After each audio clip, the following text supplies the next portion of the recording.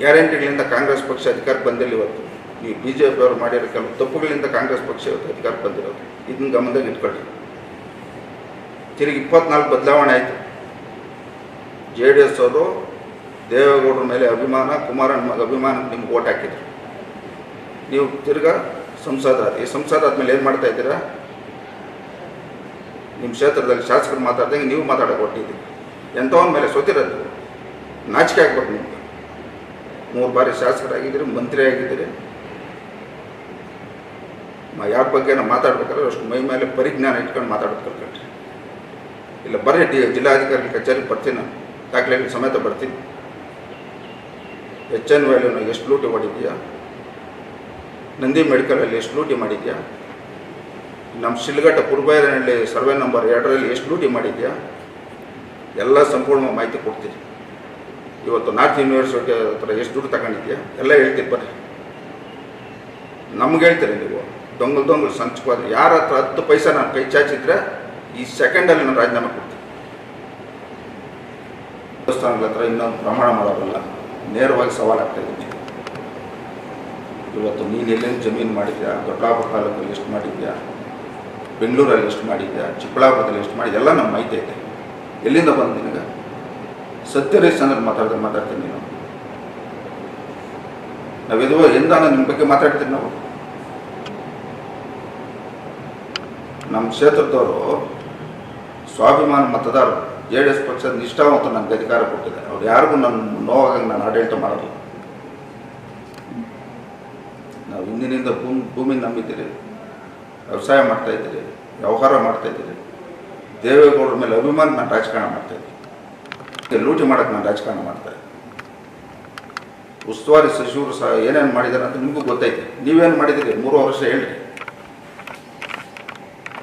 ಈ ಜಿಲ್ಲೆಗೆ ನೀವೇನು ಮಾಡಿದ್ದೀರಿ 3 ವರ್ಷ? ನಮ್ಮ ಸಾಧನೆಯಲ್ಲಿ CH ಆಂಧ್ರವ್ರ ಹತ್ರ ಎಷ್ಟು ತಗೊಂಡು ದುಡ್ಡು ನೀವು ಇದುವರೆಗೂ ಅವ್ರಿಗೆ ಅಡ್ಮಿನಿಸ್ಟ್ರೇಷನ್ ಅಪ್ರೂವಲ್ ಕೊಟ್ಟಿದ್ದೀರಾ? 11 ಕೋಟಿ ಕೊಟ್ಟರೆ 11 ಕೋಟಿ ಪರ್ಸೆಂಟೇಜ್ ಕೊಡ್ತೀರಿ. ಎಷ್ಟೈತೆ ನಿಮ್ಗೆ ಮಾತಾಡಿ. ಒಬ್ಬ NDA ಸಂಸದರಾಗಿ NDA ಅಭ್ಯರ್ಥಿ ಬಗ್ಗೆ ವಿರುದ್ಧವಾಗಿ ಮಾತಾಡ್ತಾ ತಿಳ್ಕೊಂಡಿದ್ದೀರಾ? ನಾವೇನಾದ್ರು ತಪ್ಪು ಮಾಡಿದರೆ ಮಾತಾಡ್ರಿ, ಇಲ್ಲ ನಿಮ್ಮ ಬಗ್ಗೆ ನಾವೇನಾದ್ರು ಮಾತಾಡಿದ್ರೆ ನಾನು ಎಂಥವ್ರ ಮೇಲೆ ಸೋತಿದ್ದೀನಂತ ಸ್ವಲ್ಪ ಮೈ ಮೇಲೆ ಪರಿಜ್ಞಾನ ಇದ್ದು ಮಾತಾಡ್ರಿ. ಮೊನ್ನೆ ಸಂಸದ ಆಗಿರೋ ನಿಮ್ಮ ಮಕ್ಕ ನೋಡಿ ಯಾರು ಓಟ್ ಹಾಕಿಲ್ಲ. ಒಂದು ಕಡೆ ದೇವೇಗೌಡರ ಮಕ್ಕ, ಇನ್ನೊಂದು ಕಡೆ ಮೋದಿಯವ್ರ ಮಕ್ಕ ನೋಡಿ ನಿಮ್ಗೆ ಓಟ್ ಹಾಕಿರೋದು. ಇಲ್ಲಿ ಇಷ್ಟೆಲ್ಲ ಹೇಳ್ತಾ ಇದ್ದೀರಲ್ಲ, ಚಿಕ್ಕಬಳ್ಳಾಪುರ ವಿಧಾನಸಭಾ ಕ್ಷೇತ್ರ ನೆಕ್ಸ್ಟ್ B.Pharm ತಗೊಂಡ್ರೆ ನೀವು NDA ನೋಡೋಣ. ನೀವು ನಿಜವಾದ ರಾಜಕಾರಣಿ ಅಂತ ತಗೊಂಡ್ರೆ NDAದಲ್ಲಿ ನೋಡೋಣ. ಎಷ್ಟು ಗುಂಪು ಮಾಡಿದ್ರಿ ಚಿಕ್ಕಬಳ್ಳಾಪುರದಲ್ಲಿ? ಎಷ್ಟಂತ ಯಾಮರಿಸ್ತೀರಿ ಜನಗಳಿಗೆ? ಅವರು ನಮ್ಮ MC ಸುಧಾಕರ್ ಅವರು ರಾಜಕಾರಣ ಮಾಡ್ತಾರೆ. ಅವ್ರ ಹತ್ರ ನೋಡಿ ಕಲ್ತ್ಕೊಳ್ರಿ. ಇಲ್ಲ ಅವ್ರು ಕಾಲು ಕೆಳಗೆ ಅದಕ್ಕಿಂತ ದೂರ ಬುದ್ಧಿ ಬರ್ತದೆ ನಮ್ಗೆ. ಯಾರೇ ರಾಜಕಾರಣ ಮಾಡಬೇಕಾದ್ರೂ ನಮ್ಗೆ ಮತ ಯಾರು ಕೊಟ್ಟವ್ರೆ, ನಮ್ಗೆ ಯಾರು ನಮ್ಮವ್ರೆ, ಜನ ನೋಡ್ತಾವ್ರೆ ಅಂತೇಳಿ ಭಯದಿಂದ ನಾವು ರಾಜಕಾರಣ ಮಾಡ್ಬೋದು.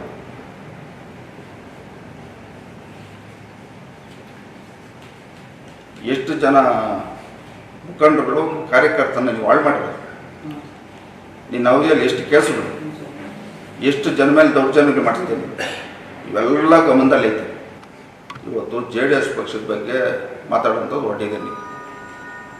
ಇದು ಸಂಪೂರ್ಣವಾಗಿ ಮಾಹಿತಿ ನಾವು ದೇವೇಗೌಡರು ಸಾಹೇಬ್ರಿಗೂ ಕುಮಾರಣ್ಣವ್ರು ಕೊಟ್ಟಿದ್ದೀರಿ. ಮುಂದೆ ಇದಕ್ಕೆಲ್ಲ ತಕ್ಕ ಉತ್ತರ ನಾವು ಕೊಡ್ತಿದ್ದೀವಿ. ಇಲ್ಲ ನಿಮ್ಗೇನಾದರೂ ನಮ್ಮ ಬಗ್ಗೆ ಆಗ್ಬೋದು, ಸಚಿವರ ಬಗ್ಗೆ ಆಗ್ಬೋದು, ಏನಾದರೂ ಅಂಕಿಅಂಶಗಳಿದ್ರೆ ಬಂದ್ಬಿಡಿ, ನೇರವಾಗಿ ಕುತ್ಕೊಂಡು ಎದುರುಗಡೆ ಮಾತಾಡೋಣ. ನೀವೇನು ಮಾಡಿದ್ರಿ, ನಾವೇನು ಮಾಡಿದ್ರಿ, ನೇರವಾಗಿ ಮಾತಾಡೋಣ. ನಿಮ್ಗೆ ಸವಾಲಾಗ್ತೀನಿ ನಾನು. ಇವತ್ತು ಮುಖ್ಯವಾಗಿರ್ತಕ್ಕಂಥದ್ದು ನಮ್ಮ ಬಯಲುಸೀಮೆಯಲ್ಲಿ ಇವತ್ತು ಪರಿಸ್ಥಿತಿ ಏನಾಗಿದೆ ಅನ್ನೋದು ಸ್ವಲ್ಪ ಜ್ಞಾನ ಇರಲಿ ನಿಮಗೆ.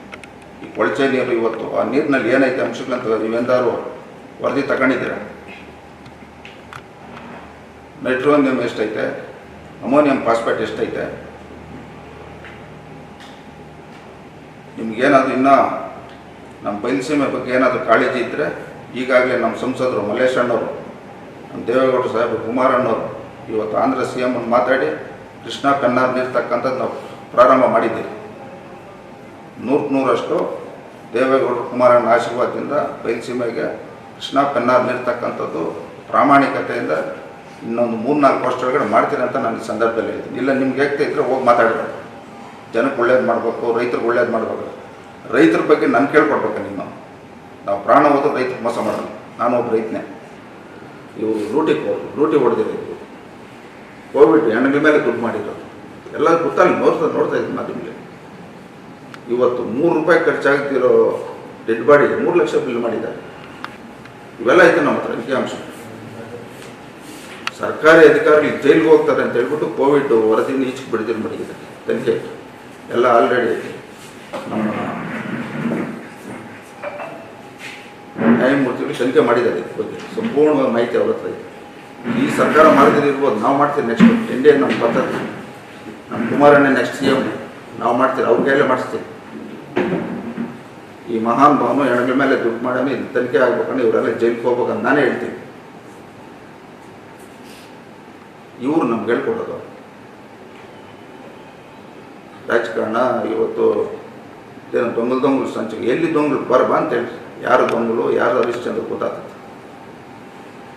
ಎಷ್ಟು ಕೋಟಿಗಳು ಲೂಟಿ ಮಾಡಿದರೆ ಜನಗಳಿಗೆ ನಾಮರ್ಸ್ಗೆ ಅನ್ನೋದು ಗೊತ್ತಾಗ್ತದೆ ಮುಂದೆ. ಇಲ್ಲ ಇದನ್ನ ಹೇಳ್ತಾ ಇದ್ದೀನಿ, NDA ಅಭ್ಯರ್ಥಿದ್ದು ನಾಳೆ ಅಭಿಪ್ರಾಯ ತಗೊಂಡು ಚಿಕ್ಕಬಳ್ಳಾಪುರ ನೋಡೋಣ. ಇದು ಸಂಸದರಲ್ಲ, ತಗೊಂಡು ನೋಡೋಣ. 3 ಗುಂಪು ಮಾಡಿದ್ದಾನೆ NDA ಚಿಕ್ಕಬಳ್ಳಾಪುರ, 3 ಗುಂಪು.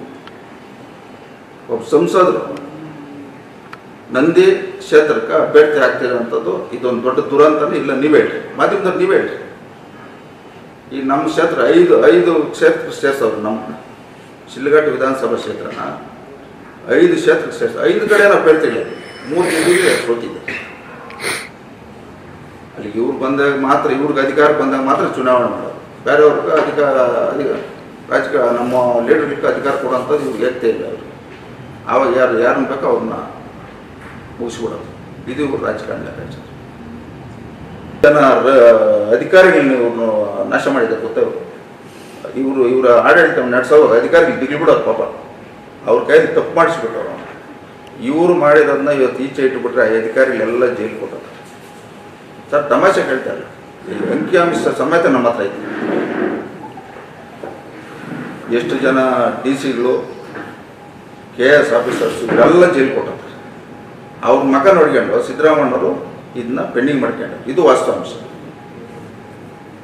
ಈಗ ನಮ್ಮ ನಂದಿ ಮೆಡಿಕಲ್ ಕಾಲೇಜ್ ಮಾಡಿದ್ರ ಅದು ಅಷ್ಟೇ.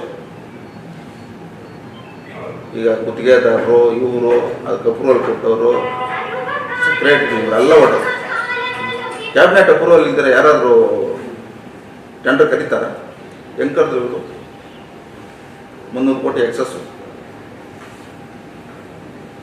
ಈ ಮಹಾನ್ ಭಾವನ ಕುಮಾರಣ್ಣ ನಿಲ್ಸಕ್ಕೆ ಹೊರಟಂಥ ಮಹಾನ್ ಭಾವ, ಕುಮಾರಣ್ಣ ನಿಲ್ಸಿದ್ದು ಈ ಮಹಾನ್ ಭಾವ. ಇವತ್ತು ಕುಮಾರಣ್ಣ ಬಗ್ಗೆ ಮೊನ್ನೆ ದೇವೇಗೌಡರಿಂದ ಇವರು ಸಂಸದ ಆಗ್ತಾರೆ, ಇವ್ರು ಬಿಫಾರಮ ಸಿಗ್ತಾರೆ.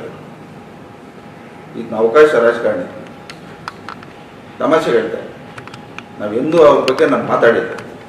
ಇವತ್ತು ನಮ್ಗೆ ಹೇಳಿದ್ರಲ್ಲ, ಕಳ್ರ ಸಂತಕ್ಕೆ ಹೋಗ್ಬೋದು, ದೊಂಗಲ್ ಸಂತಕ್ಕೆ ಹೋದ ಅವರು MLA ಡೈಲಾಗ್ ಇವ್ರು ಹೊಡೆಯಕ್ಕೆ ಹಿಡ್ದವ್ರಿಗೆ.